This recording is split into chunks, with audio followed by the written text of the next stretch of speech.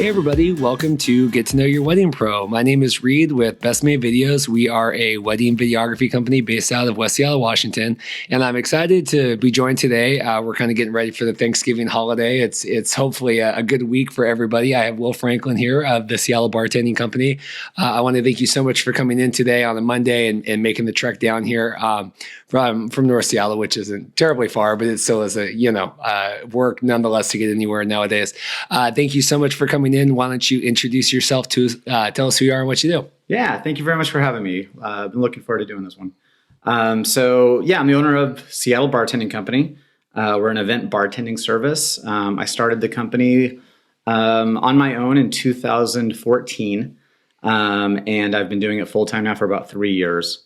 My background is actually something very different. I was in corporate and in banking. I grew up in Seattle. This is home, but spent 12 years on the East Coast in Boston, and then in DC for 4 years, and then Boston for 8 years. And very much in like the nonprofit banking world there. When I moved back to Seattle, it was kind of a natural fit to go and work for another credit union and locally, and was absolutely miserable. Just couldn't do it anymore. I just could not sit at a desk for 40, 50 hours a week. And when I lived in DC in my early 20s, one of my first jobs in the restaurant industry was a server and kind of doing some bartending. And I loved it. It was a ton of fun. It was nice to be able to like be active, be on your feet, moving around, interacting with people. There's definitely kind of this like family feeling that comes with the restaurant industry, and working a little bit more of a corporate setting. That was something I missed. And so just started doing this on the side, part-time, just for fun. It was literally me with a wine key on Craigslist, just saying like, hey, I'll come work your wedding.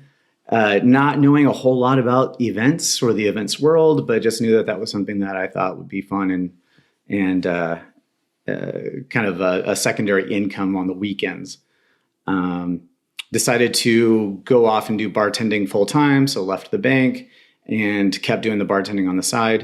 And it's been a very nice organic growth over the last 5 years.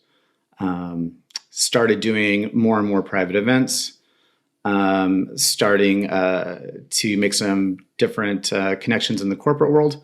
And so we're starting to book events on more of a regular basis with the same clientele. And then all the fun stuff that comes with having a business came in. Getting the right permits and licensing into place, and then the insurance. What we do is highly controlled. Alcohol is a controlled substance.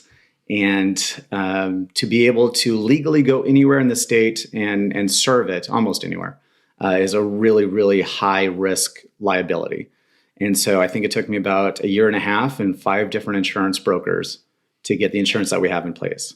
But we now have probably some of the most robust insurance I'd be interested in finding out like what other people have, but probably as much, if not more, insurance than any other catering company in the state of Washington, including liquor liability, general liability, umbrella coverage, which allows us to go pretty much anywhere, and then all kinds of excess liability. Seattle Bartending Company now has about 20 employees. Sometimes we'll go up to like 25, 26 employees during the busy season. For people who are just looking for kind of like some seasonal work and want to pick up events. Seattle Bartending Company also is one of the few companies in the States that has a liquor license. So we are a full service liquid catering company. So we can provide beer, wine, mixed drinks for essentially any event. But we also still work with a lot of clients, especially in the wedding world, that want to provide their own alcohol. That's obviously a much more budget-friendly way to go. But more and more, we book events that we're providing the alcohol for. Yeah, no, it's crazy, and especially in your line of work and the alcohol and all that. We're dealing. I was just on the phone with my insurance guy on Friday, kind of dealing with. We're doing the thing out of town, and I can just imagine the insurance nightmares that we have as like a video company is far, far less than anything that you guys have to deal with. Just with, like you said, just how robust it needs to be and all the uncertainties. And there's just a lot of stuff that goes on. And plus, you're in just, a unique position where I think like most events do have some level of alcohol service, of some kind. So it's a lot more just different things that you have to kind of like walk into and experience. What was it like leaving the kind of this accounting field and entering into this? Was it like friends and family? Were they nervous for you? Were you excited? What was it like to kind of make that leap and leave kind of the corporate world? It was kind of a natural transition because, again, I worked in the industry in my early 20s, and it was something I kind of was going back after. I think a lot of people were surprised I was leaving, leaving, a salary and benefits and, that stability that comes with a 40-hour work week to kind of go off and, go back in essentially the restaurant industry. For me, it didn't feel like a regression. It felt like I was like, actually like, okay, I found my field. I found what I want to do. And now I've got all this really great corporate professional experience under my belt to be able to interact with clients and run a business from that side point of view while being in an industry that I want to be in. Friends and family, I think that they didn't really understand what I was doing at first, but definitely as I kind of put myself through the paces of becoming a better bartender and then going and learning all about taking classes on whiskey and rum and they saw the books that I was reading. I would come home and like play with cocktails and make them for my family. They're starting to be like, okay, he's really enjoying what he's doing. He's becoming kind of an expert in this. So it was a good transition. I tell them what I do even 5 years in. My family's, I don't know if there's ever actually been to an event that I've ran. So yeah, it'd be nice to have them there. But yeah, definitely a natural transition. And, at this point I'm very rarely behind the bar. And so at this point it is that accounting and that corporate experience that's really coming into play. Yeah, because it's, as a bartender or anybody kind of in the service industry, you are, used to, talking with people and dealing with clients and, you're serving people and kind of that public interaction. But then having that mindset to run everything and put everything together is not something that necessarily any videographer or bartender or florist, being able to do both sides of it, I think is more unique, right? Where you can do the accounting and the business stuff, but also like figure out drinks and interact with the public. Yeah, it's definitely, the customer service aspect of it plays in really well when dealing directly with the client. But there's so many other people that you deal with. I've got my insurance broker. We're always going back and forth and we're talking about different scenarios. I'm constantly in communication with the liquor control board over some of the larger scale events like, hey, this is the scenario. We're running through this. I want to make sure that we're checking all the boxes as far as Washington state legality, and dealing with all the different venues, and then also all the corporate clients who you're with all the time. And as much as we are about bartending and making having fun, making fun drinks, we are a firewall when it comes to a lot of these venues and a lot of corporate clients. Like, yes, they're hiring a bartender, but just as much so, they're hiring a firewall to protect them from liability from anything that's alcohol related. Yeah, because I mean, it's so just common now. You go to weddings, you go to an event. There's going to be beer, wine, alcohol. And it is like so tricky. It must be with all the different venues and people starting new venues in different counties and different. I mean, there just must be a tremendous amount of like stuff you have to like be up on all the time, right? Yeah. There's definitely, and every venue is different too. Like everybody's got different requirements. A lot of the venues that we go into are ones that allow for outside catering. Obviously, if it's going to be like a hotel or some of the other venues that are in the area, they've already got their own internal staff, bartenders and servers, and they have their own kitchen maybe.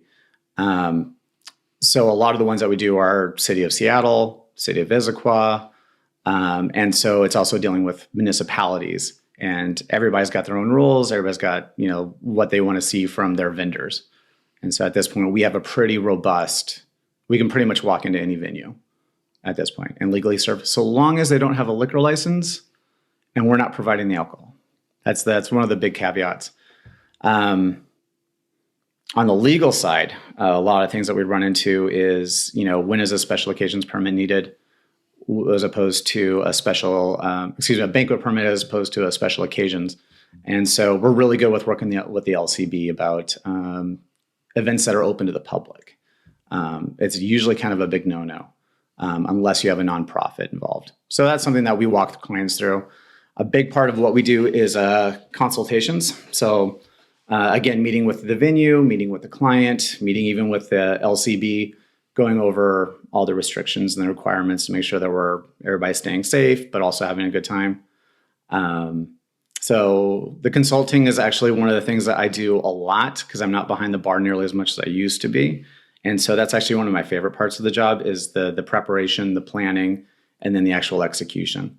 On the wedding side, which is what we tend to do the most consults for, I personally meet with the client and we'll do a detailed planning of all of their bar service.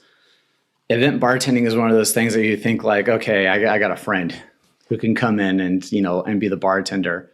And sometimes that works out, fairly well depending on the venue and what's required. But the more that you start digging into what is needed for an event bar service, the more and more fine details come in. You're like, oh my gosh, this is a lot of stuff. There's the bar itself. How's that going to be set up? What's going to be served? You've got your glassware, your cups, your icers, your mixers. Your ice mixers, garnishes, and red wine, white wine. What types of varietals to use? We're very lucky to live in Seattle, which is like a mecca of all things craft. We've got these great wineries from the east side, and we've got, I would say we're like one of the best regions in the world for beer, cider, and then a lot of distilleries are coming up pretty well. So living in this kind of like mecca of alcohol, there's a lot of different options out there. And a lot of times we'll run into clients who are really big wine enthusiasts. And so they want to have a Cabernet, a Merlot, a Pinot Noir, Sangiovese, a Malbec. And so one of our things is that really designing a menu that's going to be the most crowd pleasing while also not having it being this overwhelming experience for both the client or the guests. Sometimes you don't need a full bar at an event. Sometimes 1-2 signature cocktails is enough. And so a big part of the consulting is sitting down and saying, okay, these 3 red wine varietals, this is what people are looking for when they go to an event. These are the 3 white wines. These are the 3 types of beer. Having a nice cider option and then maybe 2 signature cocktails. And then sitting down with the client and saying, okay, especially when it's a wedding situation, part of my job, I feel like, is helping them plan their bar event as an expression of themselves. Like, this is your big day. This is what you want to do. So don't worry about like, okay, Moscow mules are all the rage right now. Don't worry about that. What do you like to drink? And what would you like to share with your friends and family? Because this is your day. This is your celebration. So let's take what you like to drink when you go out and let's put a little twist on it. Like, let's make it fun. Let's make it interesting. Let's make it unique. Well, and also, like you said, kind of making sure that people have options where, like, if you're like a huge wine enthusiast and maybe not everybody wants that, or if you have like 3 really heavy IPAs or something, right? And like making sure that there's so options. Many IPAs. But making sure that you have options for other people, right? I mean, having like a light option or something that's not, or that's non-alcoholic but still fun if people don't like to drink, right? I mean, having some kind options. of mocktails, something available. Yeah, definitely. I think it's really easy to underthink the bar service at first and then to overthink it later as you get closer to it, because you start playing that what if game. What if I have somebody who only drinks stouts? What if I have somebody who only drinks Chardonnay? So, but at the same time, you don't want to have 15 different wines up on the bar and 15 different beers and growlers and kegs and bottles and cans. How do you make this the most straightforward with still having the most crowd-pleasing options available? So I definitely try to create a bar menu and a shopping list for my clients. If it's something that they want to go off and buy on their own, that's totally great. I provide a customized shopping list that gives recommended quantities of what to get based on their guest count, their event length, how well they know their guests actually comes into play. Like, are you a mixed drink crowd, or is this going to be a heavy wine crowd? So we're able to determine X the amount of servings needed for the entire event, and then divvy that up between beer, wine, and mixed drinks. But yeah, definitely kind of zeroing in on not having too little, but not having too much. There's been some really interesting kind of scientific studies, kind of psychological studies, saying that the more options somebody has, the less happy they are with the choice that they make. And I think that that plays in perfectly to event bartending. You want to have options. You want to be able to please the guys that are looking for like the heaviest, bitterest IPAs out there. But a lot of people still like light beer, pilsners and lagers. And then I've always liked more malty beers. So I definitely lean off towards ambers and porters. And then you've got people that are gluten-free. So cider is always a good option. So kind of walking people through what's out there as far as what's available on the market for alcohol. And then what is it that people drink? What is it that they want? Because a lot of clients, obviously, they're working in whatever field that they're in, and they may not be big drinkers themselves. They don't know what it is that's out there. They've gotten used to like going out and they order their rum and Coke, and they don't know what a mezcal is, or they don't know what some of these higher end spirits are. They may drink Coors Light at home, and so they're not quite sure about all the different options that are out there. So it's part of my job to really introduce them to the world of beer, wine, and spirits, and then help guide them through what's the best options to go with, whether they're getting it from us or going off to Costco, Total Wine, and finding themselves. No, I think when you talk about like having too many options and not, I mean, that's like we went, Dorothy and I went out last night to like that Ryan House. It's like a German. Oh, I love that place. Yeah. But they just have like, it's like 100 things on I have no idea. Right. And like Dorothy will like actually sit there and like kind of like read this one's, I don't, and I'm like, oh, I'll just take like a Pilsner. Okay, well, we have 5 of those. Right. Okay, well, I don't know. I have no context for any of these, right? So I do think where it is that balance of like having lots of options, but then I had no idea. I might just bring me anything. I mean, I don't know. What do I care? It's not just to really sit there and like really analyze it for one beer. It's tough. There's so many different rabbit holes you can go down in this in the world of alcohol. You could spend the rest of your life, just doing nothing but studying beer, and getting your Cicerone license and moving up that program, which Cicerone, for those who don't know, is like a sommelier certification for the beer world. And it's all these rabbit holes are deep, and you can like literally spend a career doing nothing but studying beers of the world. Rum, I've become a big rum fan. I could literally spend the rest of my life like doing nothing but like tasting and sampling and traveling around, and I still wouldn't know everything. So nobody's going to be an expert in all of the things, but to be able to be having gone down each one of those rabbit holes, vodka, tequila, whiskey, whiskey, I mean, that's another whole world in and of itself. Wine, people spend their entire lives just learning all about wine. So I think it's, I've definitely gone down each of these rabbit holes, some further than others. So I think it's nice to work with somebody who's got an understanding and an appreciation for each of them, but then also knowing, like like I said earlier, I lean towards more malty beers. Those aren't exactly all that popular anymore. So I'm not going to bring my personal preferences to the table. I'm going to bring years of event experience to the table and saying like, okay, you have 200 people in the room. This is what they order. Do you find, and with these consults and stuff, and we were talking a little bit about this off mic, but just constantly having to kind of tell people what's allowed, what's not allowed, guiding expectations of what is they want to have a big bucket with beer and have people come grab out of it, and it's like, well, that's not you might be able to do that in your backyard. You can't necessarily do that at a wedding. So I mean, what are you constantly kind of having to inform people about different things that they can legally do? We do. Yeah. That's always a conversation that we have, because a lot of people think, especially for, weddings or events that happen in their private residence, that they're basically having a party and that they're just going to have, a professional bartender, off to one side making really great drinks, and they're just a part of the party. Unfortunately, when you're hiring a professional bartending company, well, not unfortunately, I would say, it's just the nature of the business. Your house now becomes a bar. Your venue becomes a bar, and it is subject to all the same requirements and laws as going to, a place like the Ryan House. You can't take your alcohol out into the streets and wander around. The self-service is a big no-no.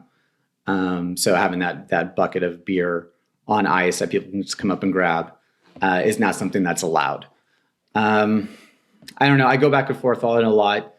Are adults still allowed to be adults and make their own decision? It's like, yeah, absolutely. When you're having a party at your house and it's kind of, for fun. But when you're having a business come in and professionally manage the bar, then the same requirements as any other bar come into play. And it's really a public safety issue, honestly. When there's self-service allowed, how do you know that somebody who's under 21 isn't coming up and grabbing one? And when you hire a professional bartending company, we take on all the liability for the alcohol that's on the premise at that time. So over service is the other big thing, especially weddings. So definitely one of the things we can talk about is like wedding bartending specifically. You always want to make sure people aren't being overserved. We want to make sure that minors aren't being served. But also, there's always alcohol somewhere in the back rooms at a wedding. It's just kind of part of the day.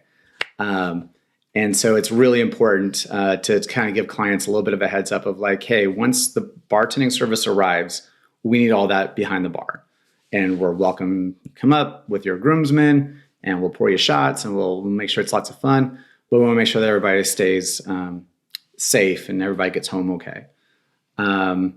It's really, really hard on the wedding family. They're exhausted. I mean, they did the rehearsal dinner the night before. They might have been up drinking for that.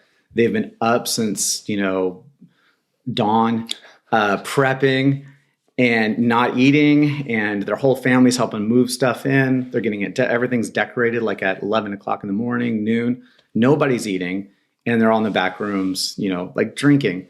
And so one of the things, if you're involved in the events world is really to talk to your clients about like, hey, go easy on yourself, make sure you're eating, make sure you're hydrating, because unfortunately the people who get the cutoff, who we have to cut off service the most for is the wedding party. It's going to be the groomsmen or the bridesmaids, and then the family, because again, they're and it's not their fault. They're exhausted. And so when I have that conversation with during a consult ahead of time, it's just you only get married once. Well, who knows? That's always the hope, is that this is one big day. And so this is a lot of people's first time ever going through this experience. And so I think it's definitely a big part of my job to walk them through, here's what you can expect. And as far as alcohol being at your event, and how to prepare for it.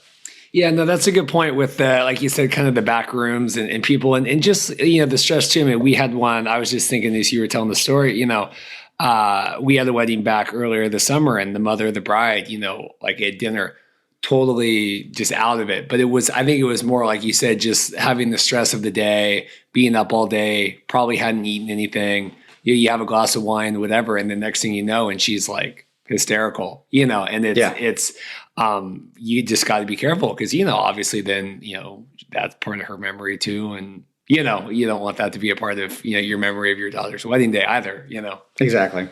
But, and then we had, even like you said, the alcohol, or like people drinking, even before they come, we had one this summer, and, they show up and, it's like 4 p.m, and this girl's totally out of it. Well, obviously the bartending staff, they're new, right? They know what they're doing and they're professional, and they immediately target her, and they're like, okay, well, she's not, we haven't even really begun serving alcohol yet, but at least, they had the expertise to kind of know that and kind of prevent that from becoming a worse problem, right? Because if you're hammered and then you show up and then, well, we've only given her one drink, well, it's kind of the whole day into the account, right? You know? Yeah, definitely. And again, that's, as much as it's kind of an insurance liability things for corporate, we act as a firewall for, our, private event clients as well, for the bride and groom or for the wedding party, to make sure that their friends and family are safe. And often that means having to be the bad guy. And doing that in a very, professional manner where we're communicating with the event planner. We're often communicating with, the bride and her partner, or the groom and his partner, saying like, okay, this one specific person, we think that they need to slow down, and doing it in a way that really makes it so that the event's fun, and everybody's like staying safe. Are there questions you're constantly answering, during consults, just all the time, that you wish just more people knew? The biggest thing that people ask, and it's not something that I expect people to know, because it's definitely kind of this mathematical formula that I've had to come up with over the years of doing this, is how much do you get? Because the biggest sin in catering or having an event is running out. You don't want to run out of something.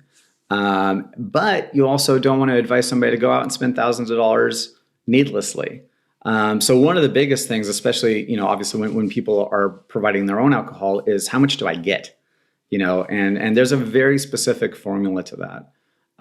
That is, a good rule of thumb. I've definitely given recommendations. My hope is that they take home a little bit of leftovers, but they're not taking home cases and cases and cases of leftovers. But certainly don't want them to run out. So that's one of the biggest questions that come up.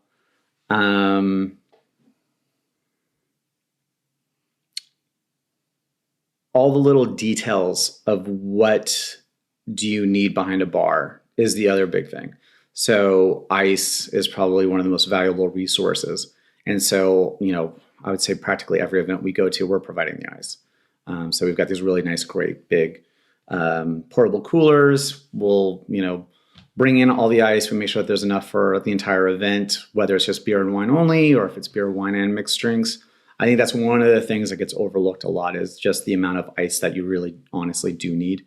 And then I would say the actual bar itself is incredibly important. And that's one of the things I talk to people a lot, because they're like, oh, the venue has folding tables. So we'll just put a table behind you, and we'll put a table in front of you, and that's your bar. Thoughtful to have a back bar. It's always good to have. But and often if you're just doing beer and wine, that's a totally fine setup. That actually works pretty well. Once you start doing mixed drinks, though, then you've got all kinds of stuff that actually isn't all that seemly to look at. If you think about most bars that you go into, you have this nice clean bar top, and then the bartender's kind of working down below a little bit, because that's where your pineapple juice and your cranberry juice and your sugar cubes and your bitters and all your barware, your muddlers, your strainers, your shakers, that becomes, if you're using a 6-foot table, that becomes a very, very cluttered and very unattractive presentation. And so I definitely like to walk people through, what is your bar going to look like? What are people going to think when they come up to this bar? So we offer some really nice high-end portable bars. I think that's one of the things that sets us apart from a lot of other companies. I've really invested in the best equipment in the industry that I can have that's still mobile, that sets up quickly and efficiently, presents really nicely, and then can be torn down and cleaned up. Because often when we go into a venue, they're like, okay, here's a blank corner, make a bar. Which is great. That's my job. I love to do that. I'm like, give me a blank corner. I'd almost prefer to have that than a built-in bar where, not all the things are there. But it definitely, the presentation of the bar is really, really important to me. And I think to clients as well. They want a clean, nice look. They want something that the photographer comes up and takes lots of pictures of the guests coming up and interacting with the bartender. And the bartender is actually making a nice cocktail on this bar top and not on this kind of cluttered 6-foot folding table surface that's already got beer on it. It's got white wine and red wine on it. It's got beverage tubs full of ice, and you got all your mixers and all your garnishes. And then you got this like whole table full of glassware. So definitely presentation is a big thing that we talk about a lot in the consults. Yeah, so I mean that's most of what the consulting work is. Really trying to create the best experience for the client and the guest. What's actually so funny is when I'm working with a couple getting married, we'll sit down, we'll have this really great meeting for like an hour, hour and a half, lots of communication back and forth. Maybe I don't come up with a signature cocktail right on the spot for them. So I'll come back and be like, hey, this is kind of the flavor profile you talked about. Here's 3-4 different ideas for cocktails. Let me know what you think. Let me know if you have any other ideas. So there's this really great interaction with them back and forth. And then the day of the wedding, you may not talk to them at all. So the consult's really important because when they're so busy, I mean, they're managing family, they're meeting guests, they're off with the photographer, they're hopefully they have a good day of coordinator that's able to organize all the vendors, but really come the day of the event, it's all on autopilot. So that consult's really important so that when they are able to make it up to the bar, it's exactly what they envisioned. Yeah, we had because just as video, I mean, I don't think about that stuff a lot. Kind of that bar experience, at the weddings, and we had one this year, and I think that they were going to have, it was like an enormous guest count, and they were going to have like 2 bars set up for cocktail hour just to get people kind of through, just because it was like 250 people and all this stuff. And, it ended up for whatever reason, the venue hadn't, it was in-house kind of whatever, and they didn't set it up. And like, I just remember like the bride and groom were like so upset because that totally was against kind of the experience they wanted their guests to have, right? Of like seamless getting drinks and not like having 200 people stand in line for all of cocktail hour. You know what I mean? Right. And so I was like, wow, like, that was like, it just kind of opened my eyes, because that's just not something that's kind of in my purview all the time. I'm like, wow, like that really upset them, like even day of, that like this really negatively affected like their, the experience of their guests in a way that I don't know if I would have thought about that otherwise. So it is all that, it's how it looks and the experience and going through and just all that, wanting it to be the way that the couple wants it to be. Also, I mean, like if you have a, 200 person wedding, 300 person wedding, that's a big wedding. Like how many bartenders do you need? Yeah. How many do you ask for? And so that's a big part of what I do, is working with them saying, okay, based on this guest count, based on the services that you want, these are the amount of bars that you need. This is the amount of bartenders, and this is the amount of supply that you're going to need. Also, really kind of getting a good feel for what does their day look like. Are they having a ceremony at the same venue as the reception? Because if so, you don't want your bartenders showing up and setting up, while the ceremony is happening, and just all this clutter and banging around, like setting up the bar. So really, really getting a very specific timeline of how the event is going to go is incredibly important. So that way, when the ceremony is done and the bar gets hit, that's always the busiest part of a wedding for a bar. Is as soon as that ceremony is done, they go straight to the bar, which is good. I mean, I've been to lots of weddings in my life, and that's my first stop. So yeah, definitely finding out like what's the layout of the venue. Luckily, we've done so many events in Seattle that I've actually got a pretty good relationship with a lot of the venue owners in the city of Seattle. So we already know as soon as they're putting in their initial quote request, what is this venue? What does it look like? What do they have there? And then when I'm able to approach the client with a quote or a contract or going and meeting for the consult, we already know exactly what that venue is and what they need. There's definitely some venues that need bigger setups than others. Where are the people coming? Where's the ceremony going to be? And then where's the flow of traffic from the ceremony to the reception? And how we best place the bartenders so that there's not these like massive 100-person lines, waiting for service. So, I mean, it just seems like you have, just this really fine attention to detail. Like you talk about, the client experience and how everything looks. And is that just come from the corporate background and you just kind of living in that world, or where does that kind of come from? Just kind of having this overall view of all that. I wouldn't say it's from the corporate background. I was a lousy banker. I'm very detail oriented when it comes to events specifically. I love playing host at my own house. I love having people over. I love entertaining. And so presentation is really important to me. So I approach events with my business in kind of the same way. It's like the bar is my home. This is what I do. This is, I'm going to put Seattle Bartending Company's logo up there. I'm going to put my business cards out on the bar. It had better look good. And it's also for my staff. There's nothing more frustrating than needing a bar tool and not having it, or needing that extra beverage tub, and you have no place to put, the sodas, to put out for self-service for kids to come up and grab their own, Coke or Diet Coke or whatever. So it's really just kind of like thinking out the process of the event. And that's actually probably my favorite part of the job is the prepping and then the setup. I really, really enjoy that part because it's really kind of making sure that all the boxes get checked. And that definitely comes from liking to play host at home, but also having done so many events that I know what they need and I know what it's good to have on hand, even if you don't need it. So all of my bartenders, so we have an hourly rate. That's just the base. So if you just want to hire a bartender to come over and you're going to supply the bar and the ice and the cups and the mixers and the garnishes and everything else, it's just an hourly rate. And within that hourly rate is all of our insurance, the permit, everything's included in that. But it also includes all the barware, a napkin, straw caddy, bar mat, and I definitely invest a lot into professional barware, nice muddlers, nice shakers, garnish knives and peelers.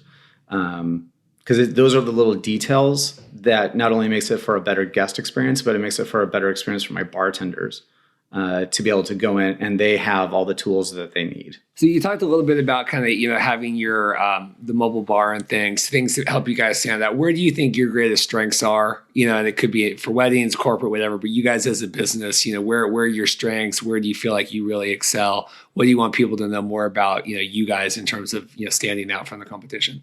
Yeah, I definitely think the equipment makes a big difference. Even if it's just a 2-hour corporate happy hour, just quick setup, quick in and out. I think that a lot of what we do is for apartment complexes.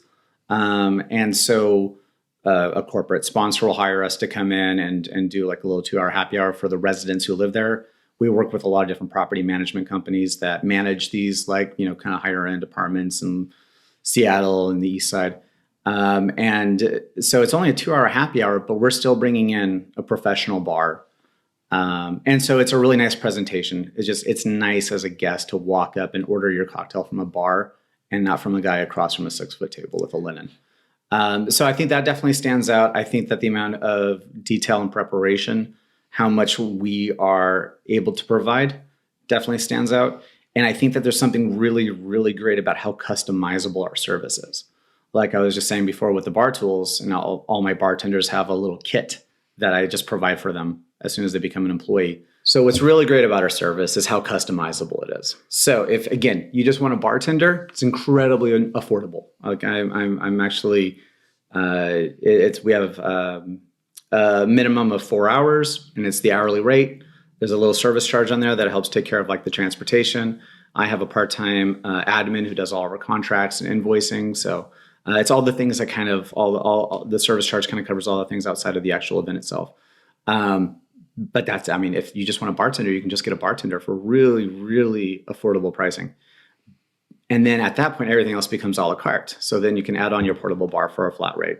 You can add on a mixers and garnishes package where we're going to provide most of your basic stuff, your sodas, your juices, lemons, limes, cherries, olives, simple syrup, all the stuff that goes into making most mixed drinks. From there, you can add on the ice service. So we'll bring in the portable coolers full of ice. We can do a non-alcoholic display. You can add on the consultation. So it's very, very a la carte, and it's very, very customizable, even when you're providing your own alcohol. When we're providing the alcohol, again, our pricing can be very customizable. We have 2 different tiers of product. We don't do anything bottom shelf, but definitely mid shelf or top shelf. Beer and wine only if you want, premium beer and wine only. And that pricing includes everything. So that's your ice, your cups, your mixers, your garnishes, everything that's required for service. So it's an incredibly customizable, so that regardless of what your budget is, we're a company that can help out the event. Yeah, and you were talking before too. I can't remember if we were recording or not, but just and you guys are doing a lot more corporate events too. Like you were talking about doing the beer gardens and stuff, and just there's a lot of different, I guess, uses, right, for like a professional bartending service, right, than just like a wedding. Do you want to kind of expand just kind of on the different options and things like that? Yeah, I've been lucky enough to work with a company that does a lot of backstage stuff. And so, at some of the big venues at the Gorge and White River Amphitheater. So often they need somebody who's got all that insurance and those permits to come in backstage and help out with those. We've been lucky enough to work with the city of Shoreline for a few years now, doing their big town celebration. We run their beer garden, working with a big farm up north, running a beer garden during their haunted corn mazes and pumpkin patches. We do a lot of lessons, mixology lessons. Those are kind of like team building exercises for a lot of the corporations in the area. And so it's definitely not just weddings. It could just be a fun mimosa bar in the morning at a some kind of celebration at a corporate office. Lots and lots of holiday events. Special days, like holidays, the big drinking days are always Cinco de Mayo and St. Patrick's Day. So that's always a big holidays for us. What's funny though, and actually people ask us a lot, like there's holidays people don't book bartenders for. 4th of July. I don't think I've ever had to actually bartend on 4th of July. Thanksgiving is another one. Those are kind of more family backyard type holidays. New Year's Eve, we always get requests, not a lot books. Again, I think people are going to restaurants and are going out on the town. But yeah, I mean, basically, I tell people, when I'm talking about my business is basically we bring bars where bars are needed. So whatever it is the celebration, we're set up and can do it legally and responsibly. Yeah, it's just crazy to me, and especially just where I don't get hired for a variety of events, and they're all at least it's going to be at least a certain level if you're going to like bring a videographer or whatever, but like all sorts of things, galas and office events and like you said apartment events, and like we do we've had weddings and apartment setup, like all that, like there's always some use of a bar, there's always some sort of wherever we are, and it's just crazy, like I don't just it seems just how prevalent that is nowadays, where like people are going to so many events where there is alcohol, where things need to be regulated, where there is kind of that need, where maybe it was 10 years ago or 5 years ago and I just wasn't paying attention, but it just seems like everywhere I go with a video camera now, they have some sort of bar set up, and trying to do it obviously responsibly and legally, Yeah. And it makes me wonder, like, is it kind of a Seattle thing? I lived on the East Coast for 12 years and certainly, there's a big culture out there that's, a lot of alcohol enthusiasts of different sorts. But I think it is definitely something about the Northwest where we just have such great products available that it's just as important as your food. If you're going to have an event, obviously you need to have food available. And then alongside that, like there's this expectation now that you're going to have not just beer and wine or cocktails, but you're going to have like high quality. So one of the things that, kind of going down that route a little bit, one of the things I'm really proud of when you go to our website and check out, our offerings is I make it as much Northwest as I possibly can. There's some things, obviously tequila is a little hard to source from Seattle. So there's some things you definitely have to go outside the region, and there's definitely some wines that other regions do better than Eastern Washington. But as much as I can for beer, wine, and spirits, I try to make as all Northwest companies as possible, because I want it to be a Northwest feeling at events. But yeah, there's definitely, some of the places that we end up at, I'm just like, how did we get here? Why are we here? We're doing a bar. You want a bar for this? Okay, that's fine. Yeah, and often they're a lot of fun. A lot of fundraising. We get to participate in a lot of fundraising, and that's something that I really take a lot of pride in as well. Is being able to offer some service discounts for nonprofits if they want to run a cash bar. Doing some kind of there's a lot of legalities around it, but making sure that they're benefiting from from their cash bar sales, and really trying to help support a lot of local nonprofits. That might be probably my favorite events to do, because you're there, you're bringing people together for a really good cause, and it's really nice to be a part of that. That's great. Before I let you go, is there anything else you want to make sure we touch on? Anything else you want people to know about you or the company?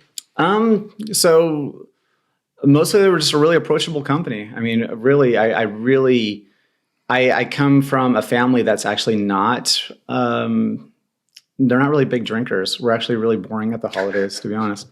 And so anybody who's intimidated by any of it, like, we're a really great resource. I personally am a really great resource to help plan the bar, help walk you through all the logistics of, the liabilities and the laws, but also just your menu planning. I mean, also just like, what do we provide? How much of it do we provide? And then being able to have those really, really great high-end rentals available for the service as well. So quick little plug, it's www.seattlebartending.com.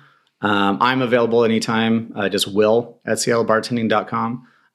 Definitely love to just hear from industry folks. Even if you're just, you not necessarily need the bartending service, but you need some help in the planning, definitely reach out. We'd love to work with you and help you out with your event.